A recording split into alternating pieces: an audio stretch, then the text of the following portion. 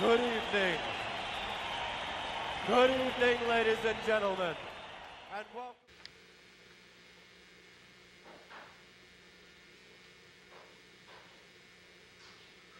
Mrs. Gorton's Finest Grass Seeds is the first of a series of paintings that I think of as my apocalyptic advertisements.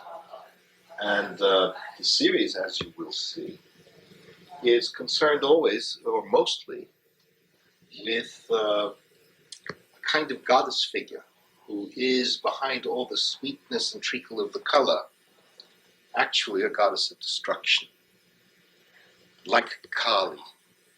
These paintings were all inspired in part by turn-of-the-century advertising cards that sold products like soap or nostrums for health, like Lydia E. Pinkham's vegetable compound for all the things that seem to ail women,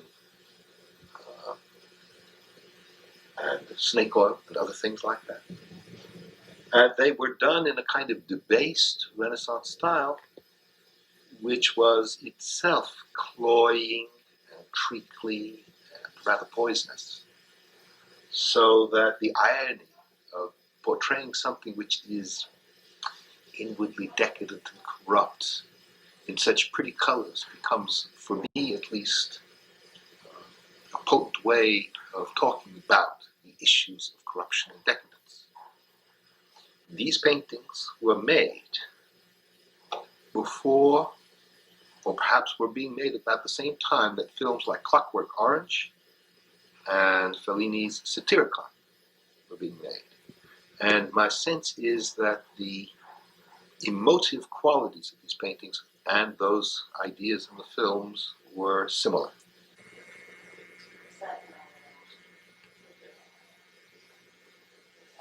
Secaucus River bottled waters requires, by way of explanation, for you to know that the Secaucus River runs along or near the New Jersey Turnpike through a vast industrial area which is remarkable for the degree of industrial pollution that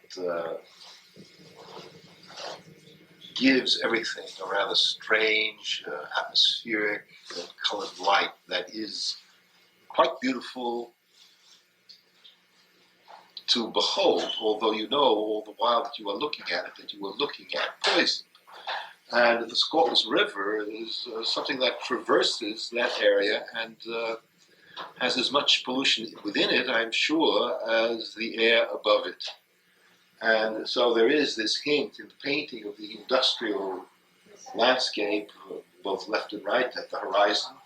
And there is also this arid quality of the land, like a low tide revealing a cracked mud bottom. And of course, the goddess presides again, as before, and is being worshipped by minions more or less in varying degrees in the water or buried in the mud. And here again, I've tried to make the colors as appealing and as graciously and treacly sweet at the same time, so that they too would seem poisonous. The expressions on people's faces is that kind of false innocence, sweetness, which indicates, of course, that it's clearly a facade that hides something else within, which is not nearly so pleasant, rather more poisonous, in fact. The idea of the advertisement is symbolically the selling of the ideas and qualities of corruption and decadence. That is to parallel what there is of the insidiousness of commercial endeavors in the media, with the elevation of all that, of that kind of thing, of the notions or certain aspects of corruption and decadence, to saleable products. Of course, all that's literary. And what I don't want to do is to suggest that the game is essentially a literary game. It's not, of course. I mean, the colors have their own ideas, own qualities of harmony, and if the theme that underlies it is ugly, the effort to make a harmony out of ugliness is, after all, one of the ironic things that all artists cope with, and that we all, in looking at things aesthetically, cope with, more or less. So, I mean, to paint something which is ugly in a beautiful way has a long and well-tested history in human endeavor. How do you paint a demon except beautifully, compellingly? No matter how realistic the illusion of a demon is, it has yet to be in some way beautiful in the paint. So that for all the horrors and chaotic and almost anarchic combinations of forms that you find in somebody like Bosch, the results remain, in some sense, beautiful, painful. Maybe that's the painful nature of being altogether. This is the one painting in which the major figure is a male figure. And it is, after all, a Silenus, or a Dionysus,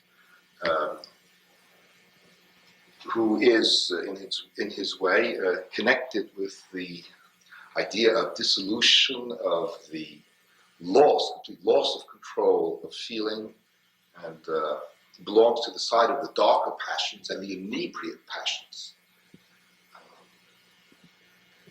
So that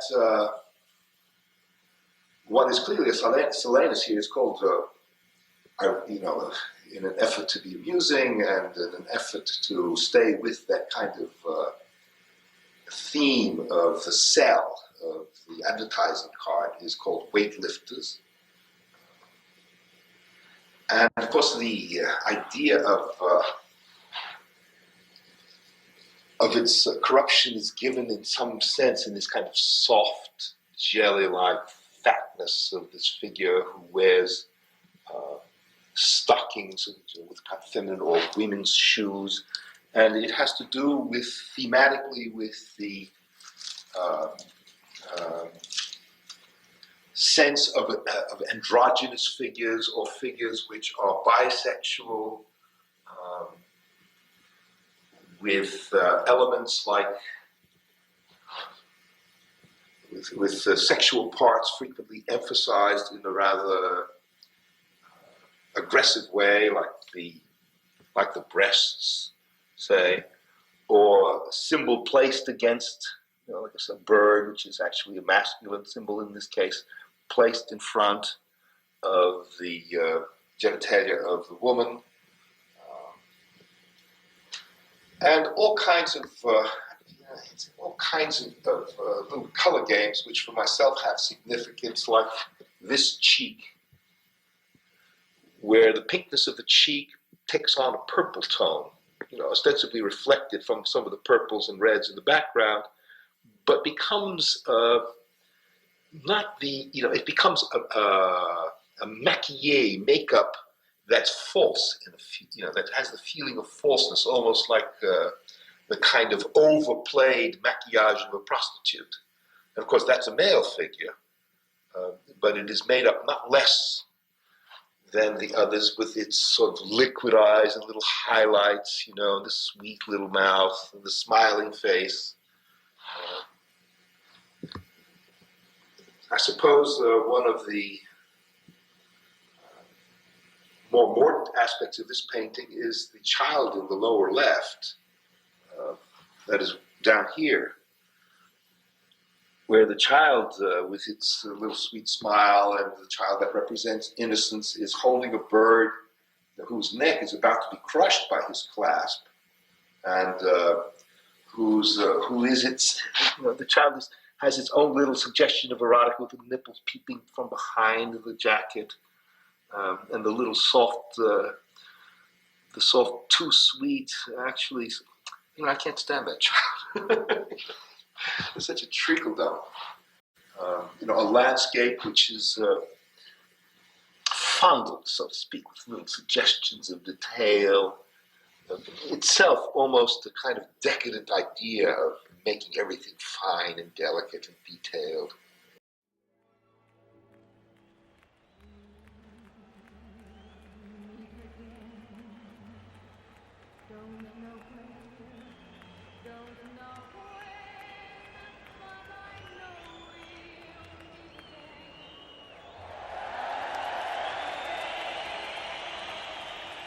As you see, your health is your most precious asset.